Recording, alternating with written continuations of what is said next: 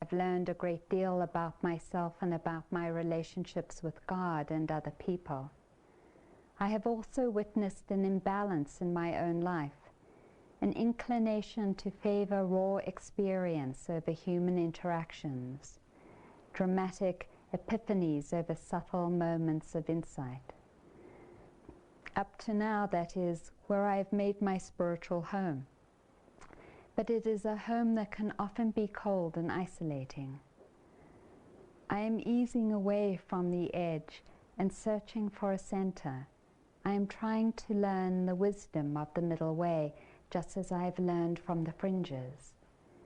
While I have few regrets about the different experiences I describe in this book, and while I'm clearly not the first person to have found God or my divine self outside of conventional religious contexts, I sense that the time has come for me to explore a new frontier, community.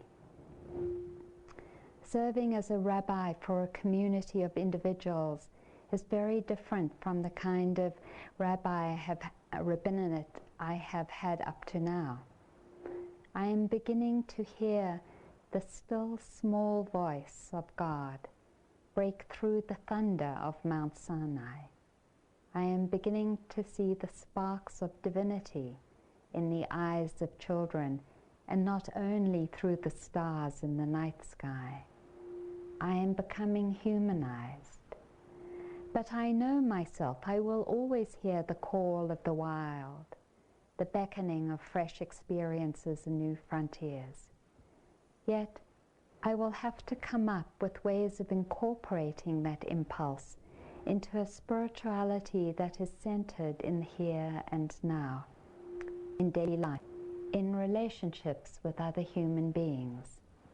To paraphrase Frost, the edge is lovely, dark and deep, but I have promises to keep, and miles to go before I sleep, and miles to go before I sleep.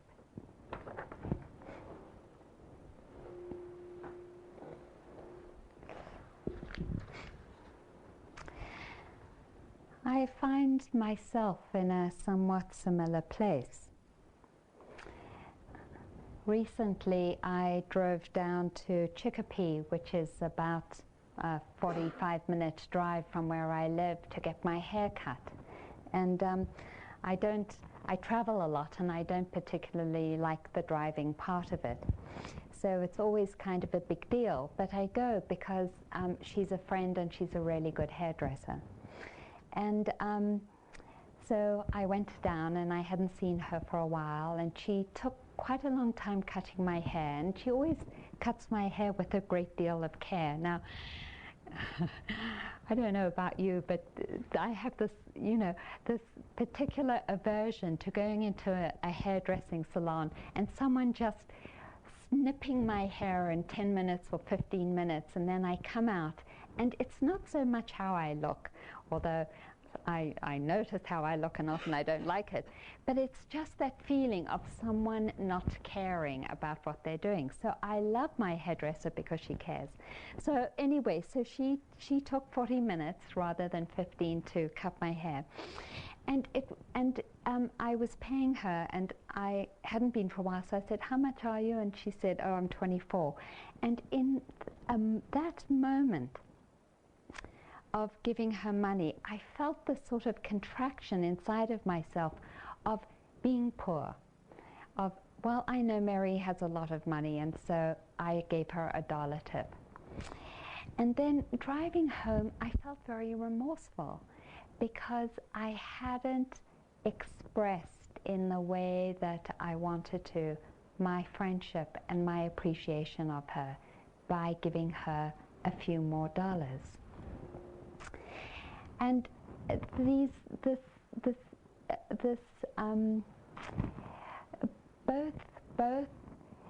what is his name?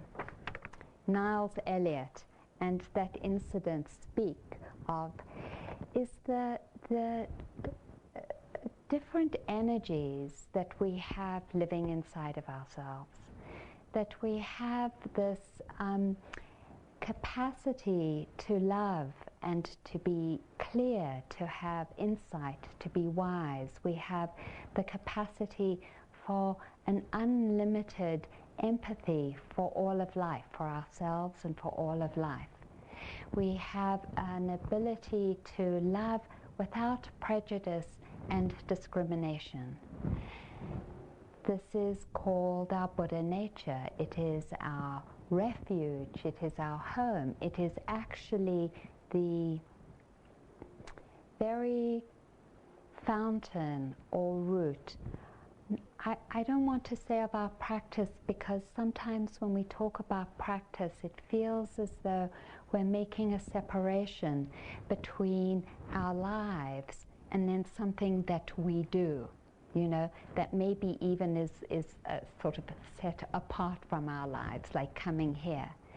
But when we talk about the practice, we're talking about this that is here inside each one of us. And when the Buddha teaches, he's teaching about us, about you and about me, and about this capacity that we have that lives inside of us. And the Buddha says, this is our home, this is our true refuge. And taking the refuges is something that we do at the beginning of coming into retreat. It's actually something that is present for us in every moment. And when we talk about being mindful and when we come here to practice together, really what we're doing is cultivating a remembering. That's the traditional definition in the Abhidharma of mindfulness, is to remember, not to float away. And what are we remembering? We're remembering this. We're remembering our Buddha nature and that capacity to love and to be in friendship with all of our life. So all the great teachers reiterate that in different ways. Thich Nhat Hanh says, if you drill deep enough, you for sure will hit water. If you become present and stay present enough, for sure this capacity will be awakened. The Dalai Lama says the same thing. He says our true nature is this, is our love and our compassion and our empathy. And at the same time, we are born with the capacity to be deluded, to forget.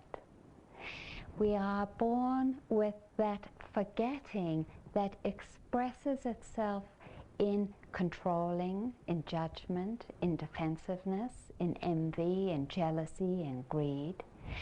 And what delusion is blindness. It's not remembering the right turn to this refuge or real home. We could say that our delusion is the mistaken attempt to come home to that Buddha nature. It's taking the wrong turn. So in that moment with Mary, my hairdresser, I forgot and fell into the delusion that by giving her less, I was taking care of myself.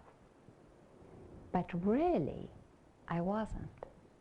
Because it is love that takes care of ourselves.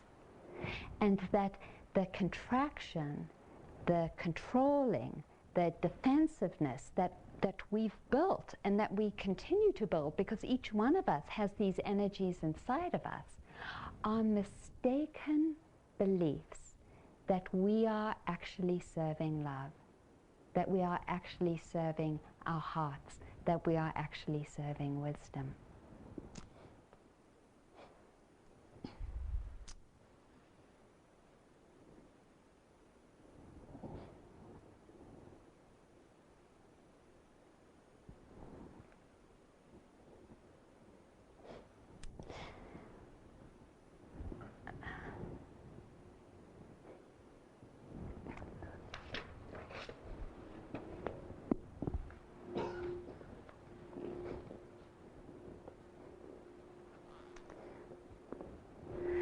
I met a man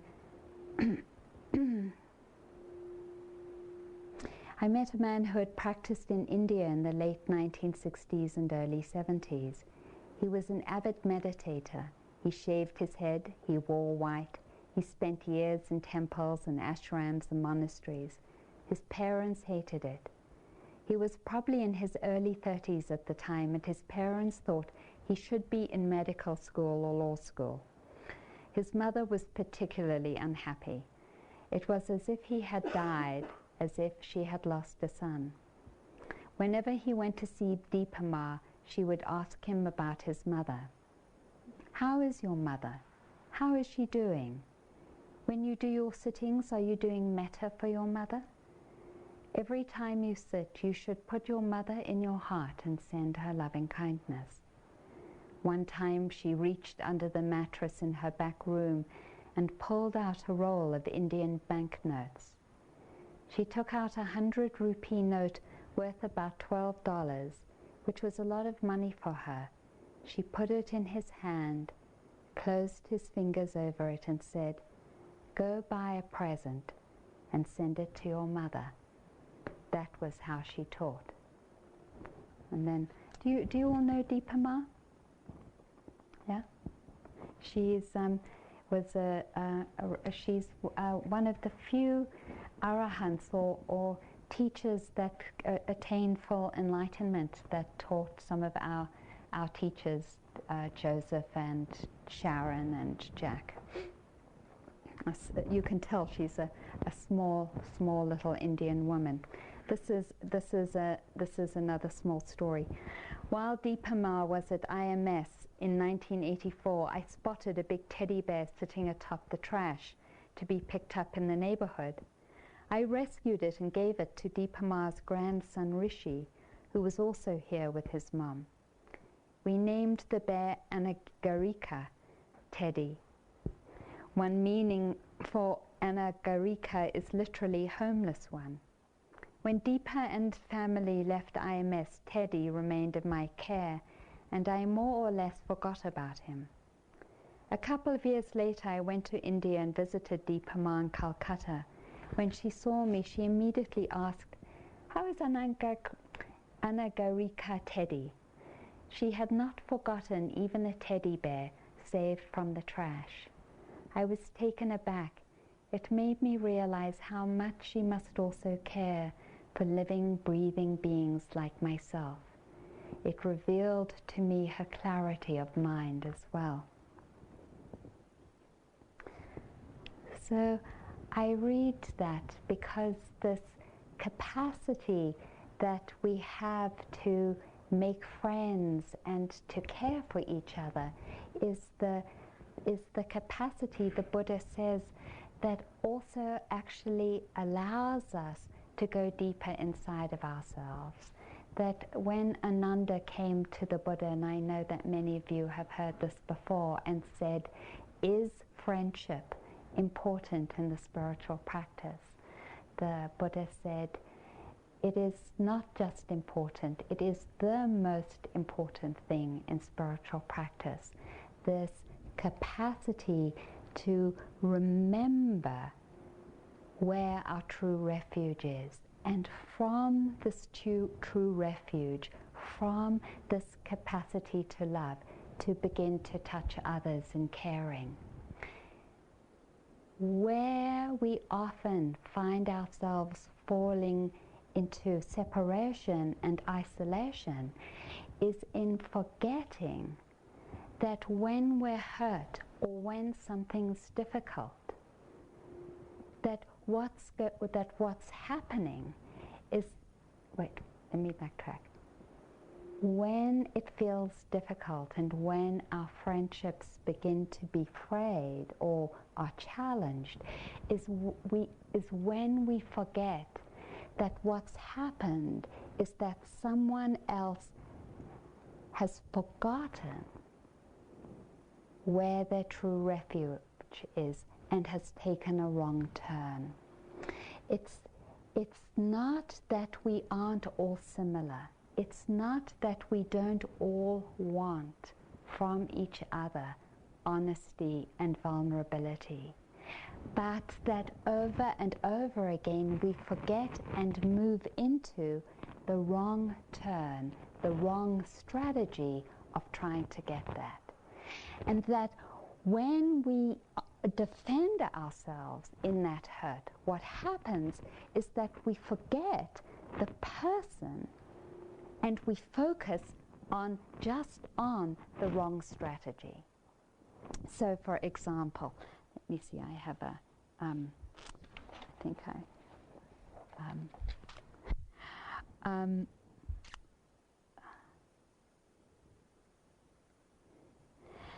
when I think, for example, when I think of one of the places where I've lost a sense of friendship, it's been with the government, with some of the people who are making decisions in our government. And often I find myself feeling estranged rather than in friendship with them. And when I feel estranged, it's because I forget about them as people and look just at the decisions they're making.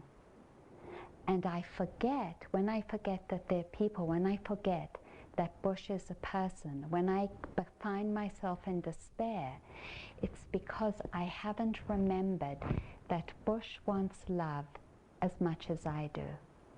And just as I forgot to give Mary, or didn't remember that I really wanted to appreciate Mary by giving her a larger tip, and I became defensive and held those few extra dollars for myself in that deluded understanding that I was taking care of myself, he's doing just the same thing. More resources, but exactly the same thing.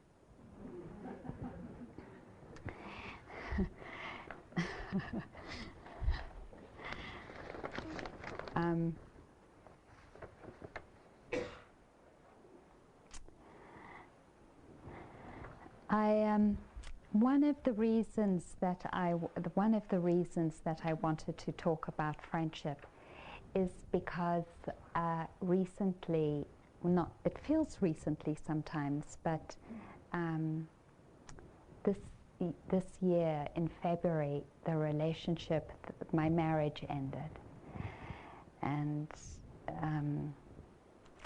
you can probably guess correctly that it's been an extraordinarily painful and growthful and excruciating and strengthening process. And in the transition from being in a couple to being single, I have really felt the incredible importance of friends, and I don't mean just personal friends, but that friendship of what happens here in this room when each one of us makes the effort in our lives to come here, because there is that love that's calling us, that wisdom that's calling us, that says, I want to make the effort, and making that effort and showing up, and I feel it right here, brings about a certain feeling and a holding so that I know I'm not alone. And I just feel so appreciative of your efforts and of the efforts of other people in turning up, in making that time to listen to our hearts, because it is from this space that support and friendships begin to develop. Actually, the Theravadins are talking more about something that the Mahayanas have been talking about from the beginning of their teachings, and that is that this process of coming together and becoming intimate with ourselves and each other, this process of opening our hearts and of seeing clearly more and more the strategies that bring us suffering and the strategies that actually bring us health and friendship is central to the practice, and it's called the practice of the Bodhisattva. I read recently in Joseph Goldstein's new book, and he said, I have been, as some of you know, very dedicated to insight and to the Eightfold Path and the cultivation of the factors that bring enlightenment. And it really transformed my practice to begin to take the practice of the Bodhisattva as my central practice. That practice of friendship and of service, the practice of giving. And I remember a story that Sokni Rinpoche told in the first retreat I went to. He talked about his father, who was a very, one of the great teachers, Tulku Oregon Rinpoche, of the Tibetan tradition. And he said that his father was dying, and his father was dying quite a painful death, and that his family had come round to him to take care of him. And every day in the last few weeks of his life, he insisted, even in great pain, that Sokni and his brother help lift him up and put him in a chair by the window, because outside there was a long line of people who wanted to come and interview with the Rinpoche. And of course the sons was, had the door closed and were saying, no, he's sick, you can't see him. And then his father would sit by the window and go like this. And he would interview people every day. And he saw the last person he interviewed and beckoned to Sokni to bring him to his bed, and just an hour later died. And I feel so touched by that story of someone giving himself selflessly in friendship because he cared for other beings and wanting to touch each person with empathy and with love. That movement to friendship, that movement to serve in some way or another, is the same movement that the Eightfold Path invites us to, which is the practice of letting go and renunciation. The practice of letting go of that defensiveness where we kind of hold on to ourselves. Almost sometimes it feels to me as though we were in some kind of video game where everyone was an enemy, do you know? And there's some very deep way where we still are invested in protecting ourselves. Practice of friendship is a practice not only of great joy, but actually of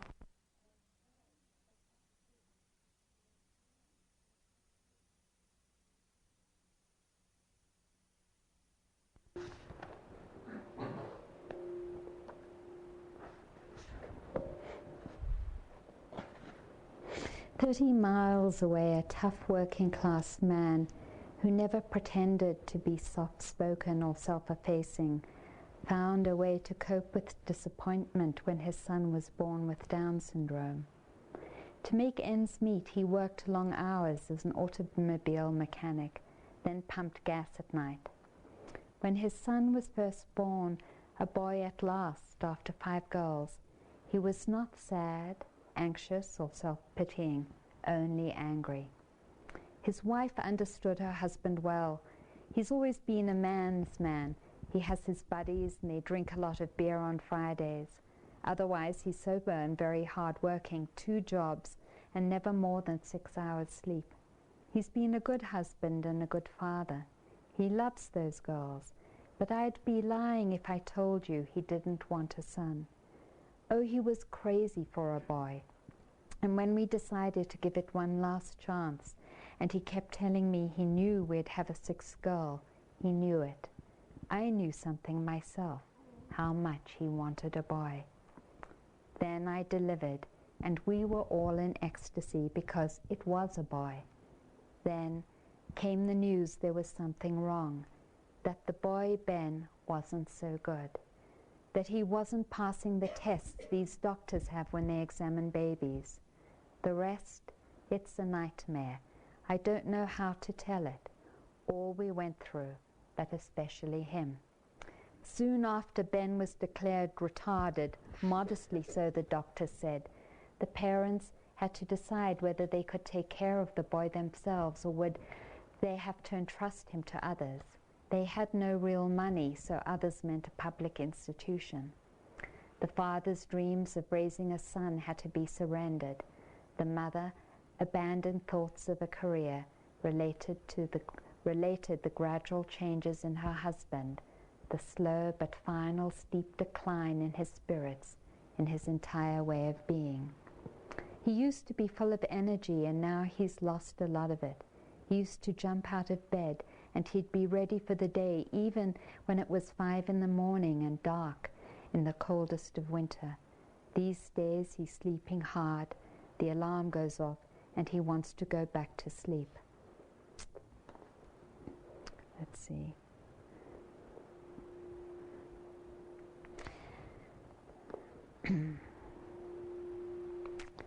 He's heartbroken, we both are, only I seem to be taking it much better. I say a dozen times to myself, God's will. If the good Lord wanted to send a retarded child here and a boy, then that's his decision. For me, the church is a big help. You know something. When he was at his lowest, he even stopped going to church. I said, it's bad enough our troubles, and now you're going to send yourself to hell. He looked at me, and you know what he said? He said, I'm already in hell. I was ready to throw a glass at the wall when I heard that. I thought to myself, I'm fed up with all this feeling sorry for yourself that's coming out of his mouth. I just grabbed my raincoat and I left the house. I slammed that door so hard, I was afraid the roof would cave in. I was in the car and I was ready to go, and then I said to myself, hey, stop a minute. What's more important, to go to church and sit there and fume and ask Jesus to feel sorry for me and condemn my husband, or to go back inside and sit with him? So she chose to go home and take the chance that her husband would resolve his growing desperation. So she suggests that her husband go and speak to the doctor. A week later, he and the pediatrician had a long talk. The doctor took the lead, told his patient's father that he needed to become part of Ben's life, and that one way to do so was to work with older retarded children. I was slow myself. I was disabled, he would recall a year later. He was also anxious, frightened, ready to give up and flee or break down and cry. But he also wanted some way out of the trap he had built for himself. He intuitively knew that his tears were a kind of grief, evidence of a mind in mourning. I've been crying for all the hopes and dreams I once had. They're not going to happen. It's only gradually occurring to me that the only way out of this corner I'm in, like I keep saying, it's a trap, and I've made it myself. The only way out is for me to find some other place to go, some new hope for myself. By then he had already begun to build up some hopes, not for himself, or least of all for his son, but for the 3 or 4 youngsters he was learning to engage with, challenge to activities, help restrain, and excite to action. Pretty soon he and his boys were quite a team, in sports and games and clean-up activities, in doing routines and assisting the staff with other children. Pretty soon he began to figure out ways to connect with his own son, to show the boy and his mother and sisters that there was a lot this busy mechanic could do to fix the way a home was running. He didn't lose his wistfulness about what might have been. Rather, he let those thoughts ignite him in a fierce willfulness he had always possessed as a worker. Once the sight of boys playing in a Little League game had been unbearable. The time would come when he would organize his own son's Little League team. When a neighbor once called the team special, he flinched. I didn't like the way he used that word. I felt myself getting weak. I was a little teary for a second, and my knees felt as though someone just touched me and I'd fall over. But in another second I was up for anything, and I said, "You bet we're special." I meant it. Me and the kids, we were doing great, and we'd show him. We'd be thrilled to show him. It was then I knew I'd crossed some big street, and I was walking on the other side, and my head was up, not down, and it was working with those kids that did it.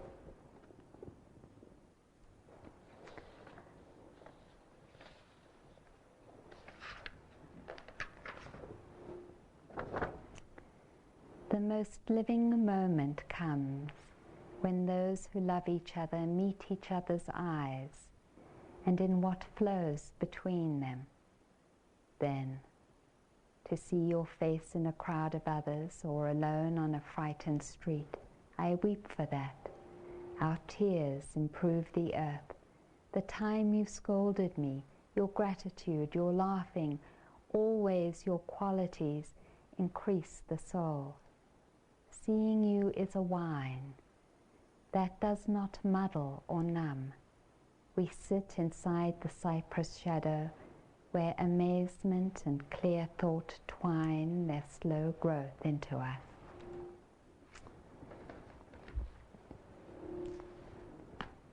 So let's take a moment and sit together.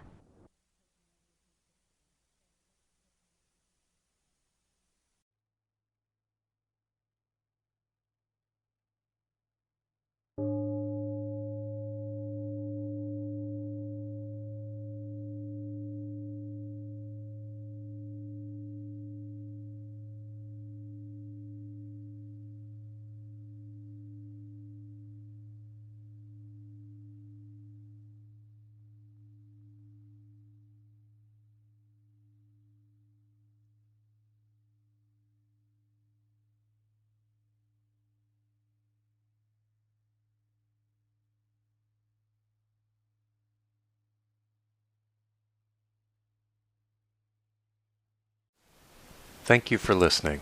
To learn how you can support the teachers and Dharma Seed, please visit dharmaseed.org/donate.